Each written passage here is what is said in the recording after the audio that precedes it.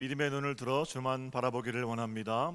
부족한 종의 입술을 주장하셔서 생명의 말씀을 전하는 도구로만 사용하시고 은혜가 충만한 복된 시간 되게 하옵소서. 감사하옵고 주님의 이름으로 기도 올렸나이다. 아멘. 할렐루야. 네, 앞에 뒤에 분 사랑합니다. 축복합니다. 인사하세요. 네.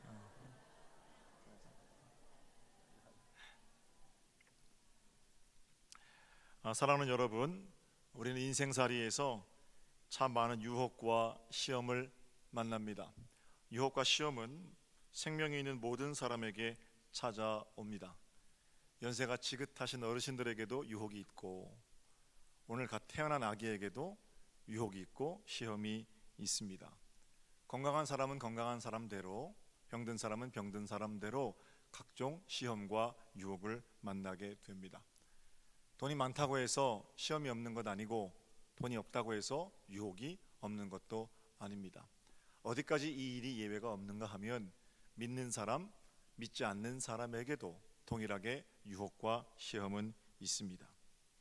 믿는 사람이라고 해서 돈의 유혹으로부터 자유로운 게 아니죠.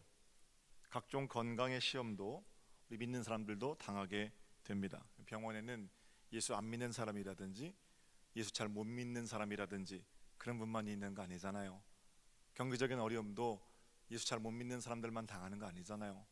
예수 잘 믿어도 경제적으로도 어렵고 몸도 아프고 각종 유혹과 시험들이 우리를 덮칠 때가 있다 말입니다. 시험이 없는 곳이 없는 것 같은데, 딱 한 곳 시험이 없는 곳이 있긴 있습니다. 공동묘지에는 시험이 없어요. 욕망이 끝난 자리, 그곳에는 욕심 때문에 넘어질 일도 없고 욕심 때문에 더 이상 미혹 당할 일도 없습니다. 공동묘지를 제외하고 생명이 있는 곳은 어느 곳이나 시험이 있고, 사는 동안에는 우리는 유혹과 시험을 만나게 된다라는 겁니다. 문제는 있는 시험 없애기가 아니라 그 시험 앞에서 우리를 어떻게 다스릴 것인가 하는 문제가 사실은 굉장히 중요한 문제겠죠. 욕망을 다스리면서 시험을 넘고 멋진 노래로 바꾸는 인생이 있는가 하면, 유혹과 시험에 매번 걸려 넘어지는 인생이 있습니다. 자, 오늘 저는 말씀을 통해서 유혹과 시험을 이기는 길 함께 나눠보기를 원합니다. 물론 우리 예수님께서 어떻게 이기셨는지가 우리에게 좋은 가르침이 될 거고 모범이 될 겁니다. 예수님 우리에게 보여주신 길을 따라 우리가 인생살이에서 만나는 각종 유혹과 시험을 어떻게 이길 수 있는지, 저는 오늘 세 가지 말씀을 함께 나누기를 원합니다. 감리교 교회공과 제시된 본문을 가지고 함께 이야기를 나눠보겠습니다. 자, 첫 번째, 어떻게 시험을 이길까요? 우리 믿는 사람들은 하나님의 말씀으로 시험을 이깁니다. 할렐루야. 네. 따라해보세요. 하나님 말씀으로 시험을 이깁니다. 예수님께서 광야에서 40일 동안 금식하셨습니다. 그때 시험하는 자가 나와서 예수님을 이렇게 유혹합니다. 3절입니다. 시험하는 자가 예수께 나와서 이르되 네가 만일 하나님의 아들이여든 명하여 이 돌들로 떡덩이가 되게 하라. 마귀는, 시험하는 자는 늘 이런 식인 거예요. 우리 인생의 약한 고리를 붙들고 늘어집니다. 오늘 본문에서 예수님을 붙들고 넘어뜨리려는 단서는 떡입니다. 이름하여 떡의 유혹이죠. 그런데 여기서 떡이란 먹거리로서의 떡을 그것만을 말하는 건 아니에요. 우리가 일상생활에서 살아가는데 필요한 모든 것을 가르친다, 이렇게 말해도 과언이 아닙니다. 자본주의 사회에서 떡이란 자본, 돈, 이렇게 말하면 좀 더 의미가 명확하게 다가올 겁니다.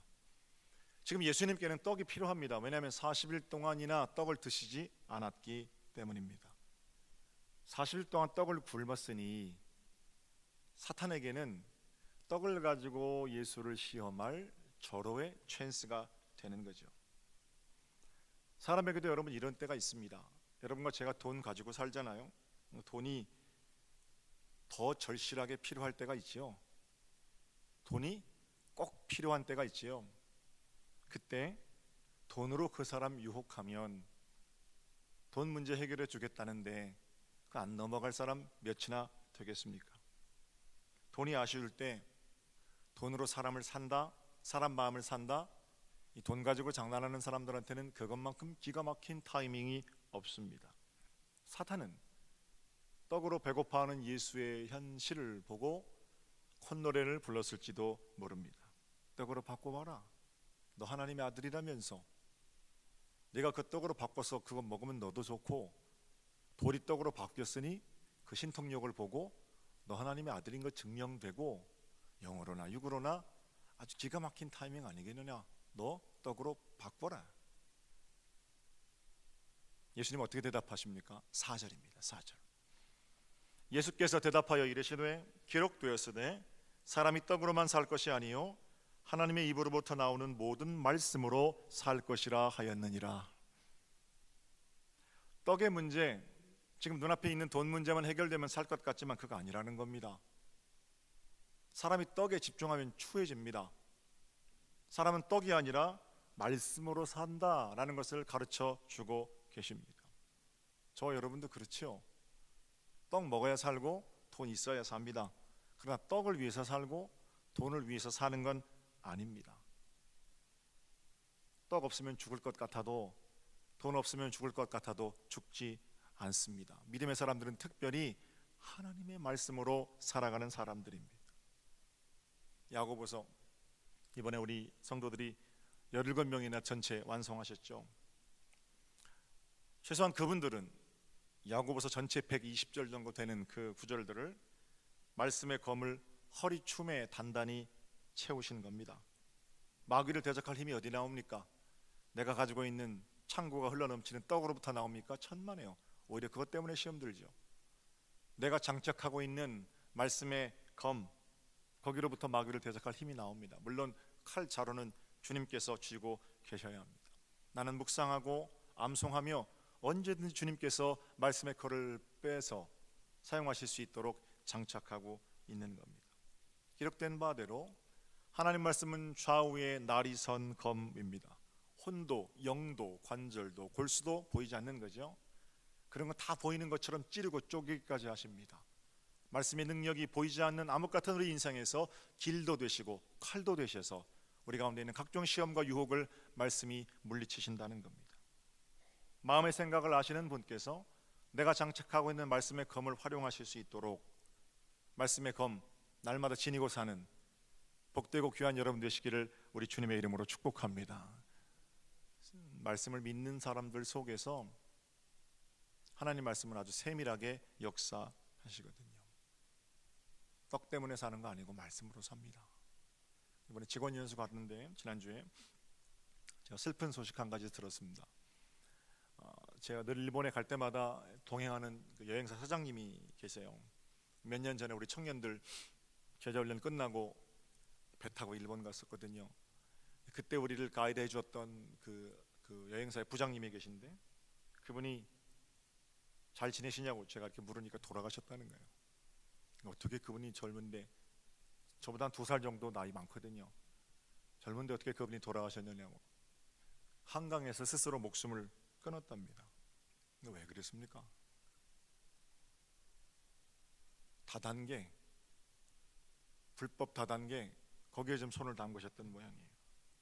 거기에 연루되니까 산더미처럼 빚이 불어나게 되고 여기저기 수소문해서 빚을 갚았는데 그 빚은 첫 번째 갚는 시작이었고 더 많은 빚, 그래서 그 빚 때문에 자살했다는 거예요.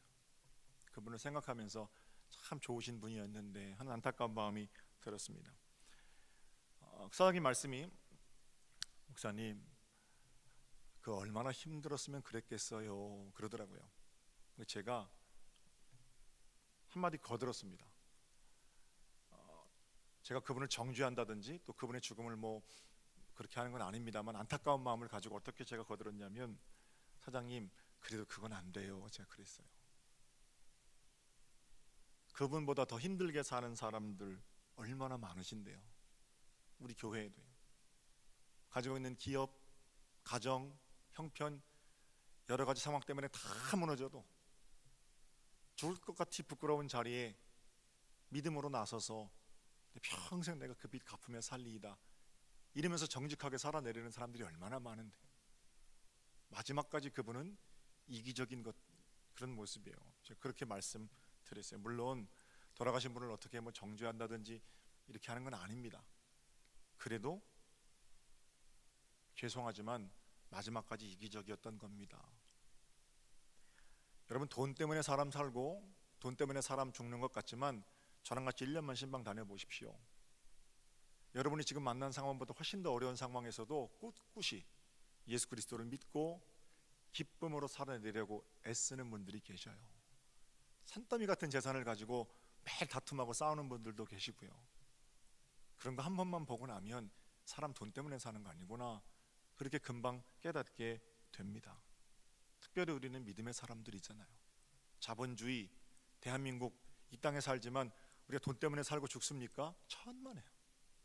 하나님 말씀이 우리가 사용하고 우리 발밑에 있는 돈보다 더 시시해서야 어떻게 우리가 믿는 사람이라고 말할 수 있겠습니까? 믿는 사람들은 돈 때문에 살지 않습니다. 하나님 말씀을 붙들고 삽니다. 죽으려고 마음 먹었다가도 하나님 이렇게 망가진 인생을 통해서 어떤 그림을 그리시겠어요? 말씀을 향해서 마음을 열고 순종하며 그렇게 살아내는 능력, 믿음의 사람들의 능력이라는 거예요. 사랑하는 여러분, 때로는 살아가는 일이 그냥 죽는 일보다 더 고통스럽게 여겨질 때가 있습니다. 그러나 여러분과 저는 믿음을 가진 사람들입니다. 하나님 생명의 말씀을 묵상하고 반추하면서 우리 가운데 장착하고 있는 말씀의 검의 능력으로 모든 절망, 시험, 유혹, 환난을 이겨내며 삶의 자리를 지켜가는 여러분이 되시기를 우리 주님의 이름으로 축복합니다. 떡 주겠다는 마귀의 유혹을 물리치십시오. 너 이것만 하면 평생 동안 아무 일 안 하고 벌어먹고 살 수 있다. 그거 다 이상한 소리죠. 그런 유혹 거기 마음 뺏기지 마십시오.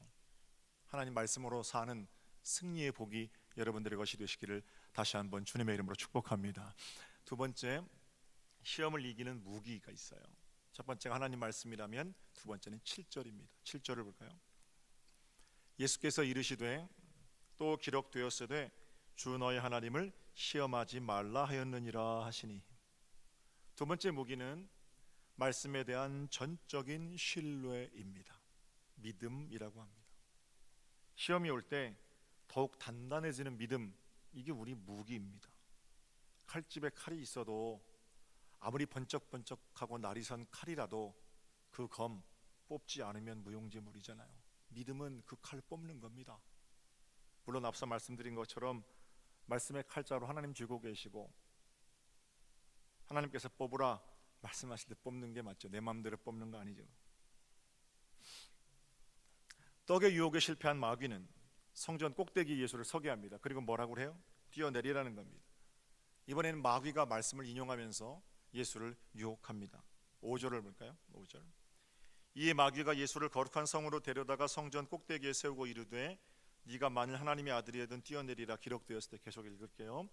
그가 너를 위하여 그의 사자들을 명하시리니 그들이 손으로 너를 받들어 발이 돌에 부딪히지 않게 하리로다 하였느니라. 마귀가 성경에 기록돼 있잖아, 너 뛰어내려도 발이 땅에 안 닿을 거야, 하나님 말씀, 그 인용해가지고 예수를 유혹하는 겁니다. 여러분 주의하실 일이 있어요. 말씀 깨나 암송하고 말에 거침이 없다고 해서 그 사람이 하나님의 사람, 곧 하나님의 사람인 것은 아닙니다. 늘 말씀드립니다만 말을 삶에 붙어 있어야 공허하지 않습니다. 하나님은 바른 소리가 아니라 바른 삶을 찾으시고요, 어떤 사람이 맞는 말을 해도 저 사람은 그냥 바른 소리 하는 사람 이렇게 여겨지는 경우가 있고, 좀 엉뚱한 말을 해도 뭔가 생각이 있겠지 하고 마음에 품게 되는 사람이 있습니다. 말이 중요한 게 아니라 삶이 중요해요. 우리 주님께서 뛰어내리라 하는 마귀의 유혹을 물리치셨습니다.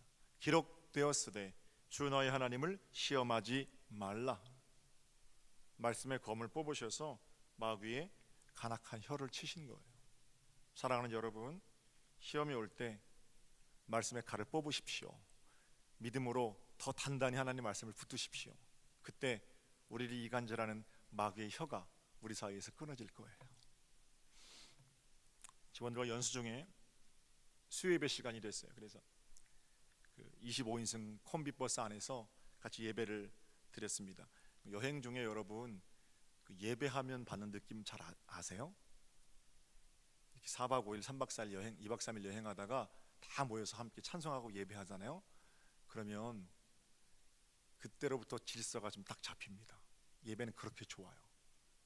아침에 일어나서 매일 집에서 하는 기도, 교회에서 하는 기도 말고 어디 바깥에 가족들이 가셔가지고 그냥 아침이니까 밥 먹어 식사기도 이 정도 하지 말고 다 모여서 아버지가 말씀 한 절 암송하고 5분이라도 딱 찬송하고 나면요 가정의 질서가 딱 세워져요. 얼마나 그 느낌이 좋은지 몰라요. 수요일 날에 같이 모여서 다 같이 예배했습니다. 하나님 감사해요.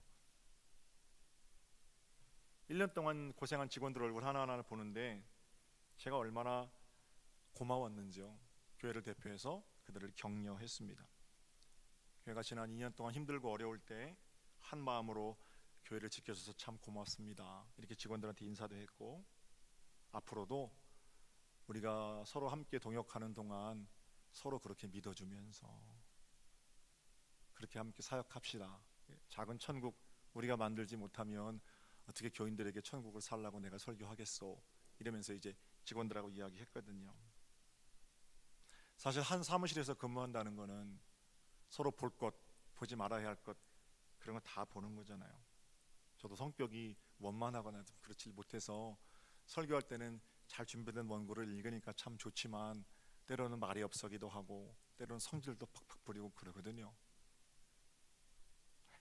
어떨 때는 아무것도 아닌 것이 가까이 사는 사람에게는 흠이 되기도 하고 반대로 말하면 아무것도 아닌 것이 큰 자랑이 되기도 하고 그런 게 이제 가까이 사는 사람들의 관계거든요.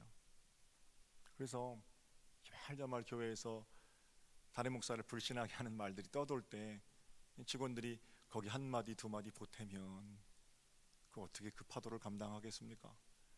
직원들이 꿋꿋이 그래도 우리 목사님은 그래도 우리 사모님은 이러면서 지켜주셨으니까 교회가 단단해졌죠. 그래서 그렇게 믿어줬던 직원들 가까이서 우리 흠도 다 알고 있는 사람들이 그래도 하나님이 세우신 권세입니다 라고 따라와줬던 직원들이 너무 고마운 거예요. 고맙습니다. 격려하고 인사했습니다. 사랑하는 여러분, 언제 사람의 진정성을 알아요? 시험이 올 때 서로 믿어주는가 의심하는가 이런 거 가지고 진정성 알 수 있죠. 서로 믿어주고 격려해주는 그런 일들이 교회 안뿐만 아니라 우리 교회 각각 속회들과 여러분의 가정 관계들 속에서 많아지기를 주님의 이름으로 축복합니다. 그 길로 우리는 능히 시험을 이길 수 있어요. 하나님 말씀을 철석같이 믿는 믿음, 그리고 장착한 말씀의 칼을 뽑아내는 믿음. 믿음의 또 다른 이름은 순종 아니겠습니까? 복 있는 길이 여러분의 길이 되셔서 그 믿음으로 시험을 날마다 이기며 사는 복된 승리가 여러분의 것이 되기를 다시 한번 주님의 이름으로 축복합니다. 닉 보이치치라고 여러분 아시죠? 그분은 태어날 때부터 이 몸뚱아리만 가지고 태어났습니다. 팔다리가 없어요. 사람들 앞에서 한국의 어느 집회를 하는데 이 가운데서 꿈틀거리면서 일어나는 거예요. 그러니까 그 모습이 팔다리가 없으니까 얼마나 좀 징그럽습니까? 근데 몇 번 실패하고 꿈틀거리고 일어나다 넘어지고 일어나다 넘어지고 사람들이 다 안타까움으로 지켜보는데 결국엔 딱 일어나요. 그러니까 그 일어나는 모습을 보고 막 박수를 사람들이 칩니다. 그때 닉이 뭐라고 말하냐면, 여러분 넘어져 있는 분들 계세요? 일어나세요. 포기하지 마세요. 사람들이 막 울면서 일어나야 되겠구나. 저 사람도 일어나서 살겠다고 하는데 나 다시 살아야 되겠구나. 이렇게 마음을 먹게 됩니다. 닉은 8살 때 첫 번째 자살을 기도합니다. 닉이 자살하려고 했던 이유는 그거예요. 내가 이 몸뚱아리 가지고 사느니 우리 엄마 아빠가 더 힘드니까 내가 자살해야 나를 건사하는 사람들이 행복할 수 있겠다라는 마음으로 자살하려고 했던 거예요. 3번이나 자살을 기도하는데 그것마저도 쉽지 않죠. 팔다리가 있어야 자기 목숨 자기가 끊지요. 어디 빠지면 사람들이 건져내고 죽으려고 하면 살려내고 죽지도 못하는 거예요. 15세 하나님을 만나게 되는데 요한복음 9장을 읽습니다. 나면서부터 소경된 사람을 두고 제자들이 예수님에게 뭐라고 묻냐면, 선생님, 얘는 나면서부터 한 번도 세상 못 보낸데 누구 잘못입니까? 그러거든요. 부모가 잘못해서 얘가 지금 눈 먼 겁니까? 얘는 태어나지도 않았는데 잘못한 것도 없잖아요. 그런데 왜 이렇게 불쌍하게 삽니까? 그러니까 니기 그걸 읽다가 아는 말씀이었지만 자기하고 질문이 똑같은 거예요. 하나님, 내가 이 몸뚱아리로 태어난 게 누구 잘못입니까? 우리 부모 잘못입니까? 내 잘못입니까? 삶이 원망스럽고 저주스러운 거잖아요. 그때 하나님, 예수님 뭐라고 그러세요? 누구 잘못 때문이 아니다. 하나님의 영광을 위한 거다. 늘 듣던 말씀인데 그날 그 말씀이 믿어지는 거예요. 이 몸뚱아리를 가지고도 받으셔야 할 영광이 있다 라는 하나님 말씀이 가슴에 들어오게 되고 네게 질문이 바뀌는 겁니다. 이게 뭡니까? 이런 질문에서 하나님, 저도 할 수 있나요? 이렇게 바뀌어요. 그리고 나서 가는 곳마다 백마디 말이 아니라 그 일어서는 한 퍼포먼스 하나로 인해서 죽음으로 달려가는 인생들, 삶의 소망을 잃어버린 사람들이 얼마나 많이 새롭게 일어났는지 모릅니다. 닉을 통해서 일하시는 살아계신 하나님의 역사겠죠. 그럼 닉 가운데는 어떤 변화가 있었습니까? 심기어진 말씀, 그 말씀을 붙들고 일어나는 믿음이 있었던 거죠.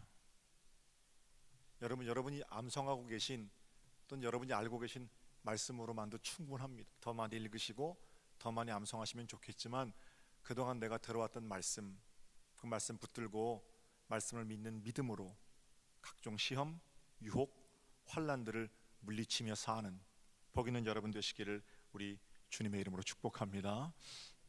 세 번째, 시험을 이기는 비결은 뭡니까? 하나님께만 올려드리는 섬김, 하나님께만 올려드리는 예배. 여기 마귀는 틈을 타지 못하는 겁니다. 10절을 볼까요? 10절.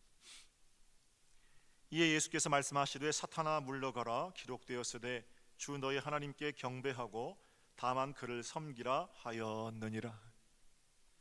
사탄이 예수님을 유혹한 세 번째 유혹은 자기에게 절하라는 겁니다. 절하면 천하 만국을 주겠다는 거예요. 거짓말입니다. 사탄이 천하 만국의 주인도 아니고 설사 주인이었다 해도 그거 주지 않습니다. 우리 주님 뭐라고 말씀하세요? 그 거짓말에 대해서 사탄아 물러가라, 주 너희 하나님만 경배하라. 우리 주님과 나 사이에 아무것도 들어오지 못하도록 해야 합니다. 주님께서 계셔야 할 자리에 그 어떤 것도 들어오면 안 됩니다. 어떤 것이 들어왔을 때 시험이 생기는 거고요, 그거 밀어내고 다시 우리 마음의 중심에 예수 그리스도 좌정하실 때 마귀는 물러가는 거예요. 온전한 예배, 온전한 섬김, 감정 아니고 이성 아닙니다. 의지도 아니에요. 이 모든 것을 통틀어서 하나님께 올려드리는 우리의 거룩한 삶. 안셀렘 그린 신부가 하나님과 나 사이에 예수 그리스도 외에 다른 어떤 중보자가 들어오는 것은 그리스도인으로서 품위를 잃어버리는 거다, 이렇게 말합니다. 저는 100% 동의합니다. 하나님과 나 사이에 예수님만 계셔야 됩니다. 목사도 거기 있으면 안 됩니다. 장로님 거기 계시면 안 돼요. 내가 전도하고 내가 말씀 가르치고 내가 도와주고 내가 교회 식구 만들었어도 속장님 빨리 그 자리에서 나오셔야 돼요.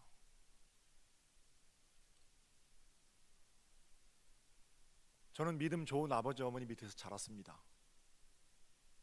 믿음 좋은 아버지 어머니를 예수님 계신 자리에서 밀어내는데 시간 꽤 오래 걸렸습니다. 믿음 좋은 아버지, 믿음 좋은 어머니, 아내, 남편, 자녀 그 자리에 있으면 안 됩니다. 거긴 예수님만 계셔야 됩니다. 어느 존재든 예수 외에 다른 것이 그 자리에 들어가 있으면 반드시 그건 시험이 됩니다.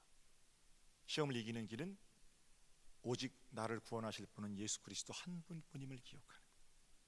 온전히 주님께만 엎드려야 할 섬김과 경배가 있음을 깨닫고 말씀에 전적으로 순종하는 하나님을 향한 예배, 바로 그것이 시험을 이기는 길입니다. 여기는 물러섬이 없으셔야 돼요. 자, 세 가지 오늘 말씀 제가 드렸어요. 예수님의 길을 따라 시험을 이기는 세 가지 길입니다. 하나님 말씀으로 시험을 이기시고, 믿음으로 그 말씀의 검을 뽑으시고, 하나님과 나 사이에 아무것도 들어오지 못하도록 하나님께 시선을 고정하는 겁니다. 말씀, 믿음, 섬김. 그 결과가 뭐예요? 11절을 볼까요? 11절 함께 봅니다. 이에 시작. 이에 마귀는 예수를 떠나고 천사들이 나와서 수종드니라. 할렐루야. 말씀을 온전히 믿고 주님만 섬김으로 각종 사단의 유혹들을 물리치고 천사가 수종드는 복된 삶이 이번 한 주간 여러분의 것이 되시기를 우리 주님의 이름으로 축복합니다. 제가 짧게 한 가지만 더 생각해 볼게요. 자, 이 이야기가 시작된 본문 1절입니다. 1절로 돌아가 보세요. 그때 예수께서 성령에게 이끌려 마귀에게 시험을 받으러 광야로 가셨다. 마귀에게 시험을 받으러 광야로 가셨는데 누가 그리로 이끄셨다고 그럽니까? 성령께서 이끄셨다, 이렇게 말씀하십니다. 여러분 어떤 시험을 만나셨습니까? 이 길의 시작은 성령님이십니다. 승리하고 천사가 수종드는 마지막도 물론 성령님께서 하시는 일입니다. 모든 인생에는 끈이 달려 있습니다. 제가 지금 무슨 운명 결정론 이런 거 말씀드리는 거 아닙니다. 손오공이 뛰어야 부처님 손바닥이듯이 여러분의 인생 길은 다 정해져 있다, 절대 이런 얘기하는 거 아닙니다. 우리에게 닥쳐오는 시험과 환난을 말씀으로, 믿음으로, 온전한 섬김으로 이기는, 거기 달려있는 끈 단단히 붙들고 하나님을 바라보고 사는 인생이 있고, 무엇 때문에 가리워졌는지 그 끈을 보지 못하고 시험의 유혹에 걸려 넘어지는 인생이 있다는 말씀입니다. 선택은 누가 하는 거예요? 제가 해드리는 게 아니라 여러분이 하시는 겁니다. 어떤 삶을 사시겠습니까? 다시 한번 복된 승리가 이제 여러분의 것입니다. 기도드리겠습니다. 하나님, 각종 유혹과 시험을 만날 때 하나님 말씀, 그 말씀을 믿음, 또 말씀에 대한 전적인 순종과 섬김, 승리하며 마귀를 물리치는 복된 인생, 천사가 수종드는 은혜로운 인생, 이번 한 주간 저희들의 삶이 되게 하여 주시옵소서.